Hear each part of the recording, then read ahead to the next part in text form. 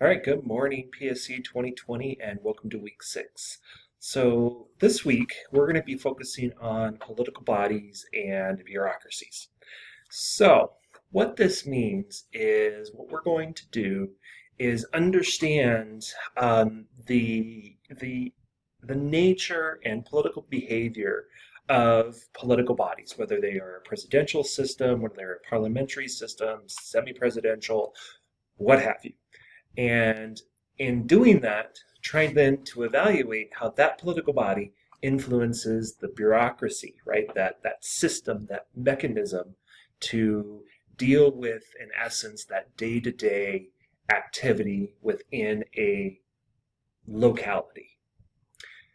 What we will do in reading through chapters 9 to 11 is learn about legislatures.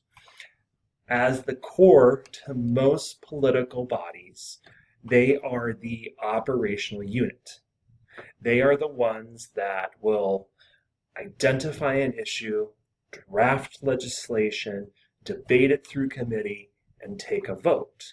We will also then evaluate this legislative process by using your comparative politics skills you've been developing to look at it, say, in the United States versus, say, the United Kingdom or Japan, right? We've got presidential, parliamentary, semi-presidential systems.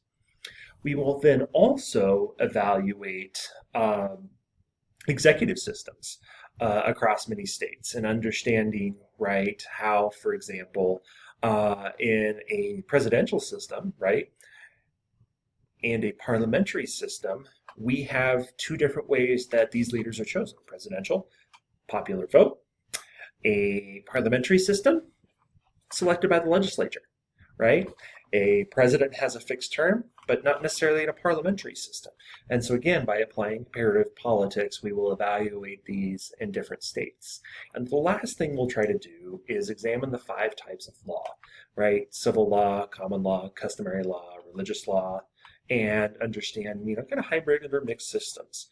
And doing that, we will then address that other part of the political body, which is that judicial system.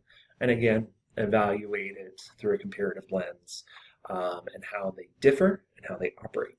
And so in doing this, kind of going from the legislative to the executive to the judicial, we'll develop a stronger understanding of how the bureaucracies in various different states exercise their responsibility in that day-to-day operation of a state. All of that said, again, this week you've got reading chapter 9 to 11, discussion 6, quiz 6, and exam 1. So it's a rather busy week for you, and I understand that, but given the accelerated nature of the course, we are at the midpoint of the semester and we have lots to accomplish. As always, I'm here to answer any questions if you have any.